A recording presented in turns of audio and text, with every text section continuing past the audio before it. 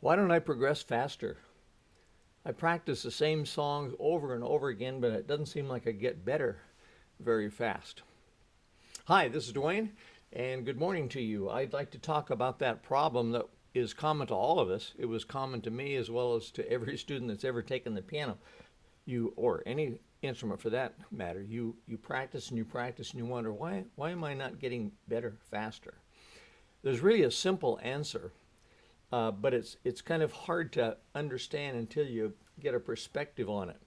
And the answer is the distance between your understanding of a concept and your muscle memory. Let me just play an example. Let's say that you were assigned by your teacher to master this arpeggio.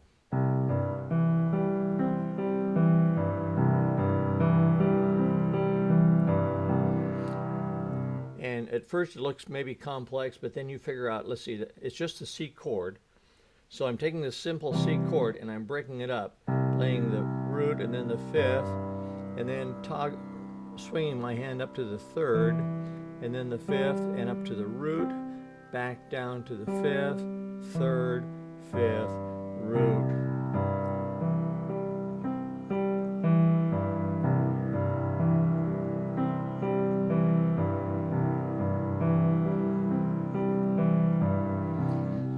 And I do that over and over and over again, but it seems like I always do something like,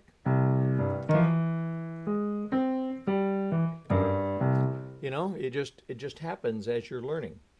And the difference is, as I said, the difference between understanding and muscle memory. You can understand that in a short amount of time. You can understand what's going on, root, fifth, third, and then bring your hand over to the fifth, root, and back down. You can understand that intellectually, okay?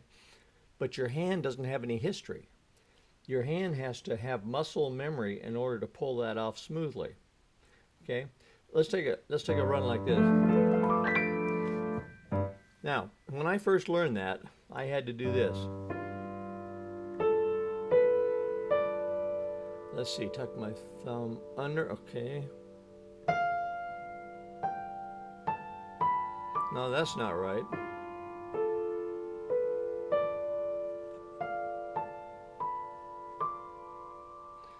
And I had to do it over and over and over again because I kept goofing, kept messing up. But that's because my hand had not spent enough time in the woodshed going over that.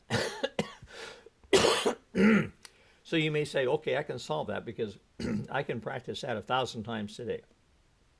Well, that's a good start. That's an excellent start. But there's something about the passing of time that has to happen too. I'm not a scientist, so I don't understand it. I've read scientists writing about that, but I can't explain it at all. There's something about the passing of time that has to happen before the muscles have enough memory that they can pull that off. Now, when I play that, I don't have to think about that at all. In fact, it's better if I don't think about it. If I think about it, I have to say, oh, let's see, what note am I supposed to play? When I'm playing the piano like that, I can think about baseball, I can think about what's for dinner, I can think about what I've been reading in the book of Isaiah, I can think of lots of things. And I play better when I'm thinking about something else because it allows my muscle memory to play without my conscious brain interfering. And I have found, I've taught thousands of people to play the piano over the years through first in personal in a studio, and then, of course, over the internet and DVD and so on.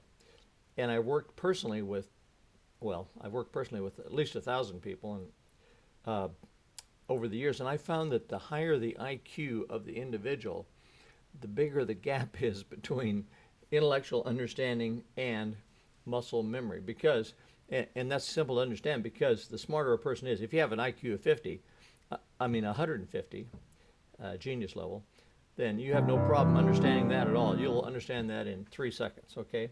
Whereas if you have an IQ like me, much, much lower, it might take you a while to figure out, what's a root, what's a fifth, okay, how does that work? It takes me longer to figure it out. And so for somebody with a high IQ, they understand it immediately, but the hands still takes a lot of time to get that history, get that muscle memory into the muscle, into the hand. By the way,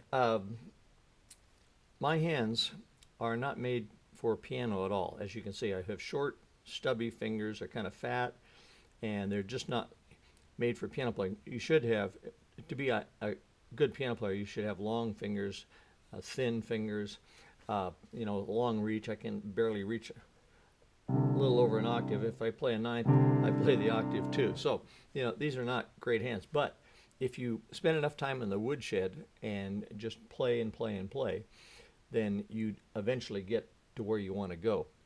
And the key is loving it.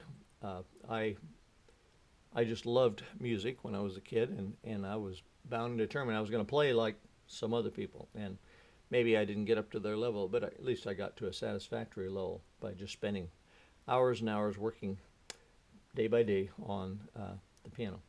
Okay, that's my little lecture for today, so hope that helps your understanding a bit. It won't help your muscle memory a bit, though, but by helping you know why it takes longer to learn, maybe that'll be an encouragement to you. So I hope so. If you haven't already signed up for these free tips, go on over to playpiano.com and sign up for them.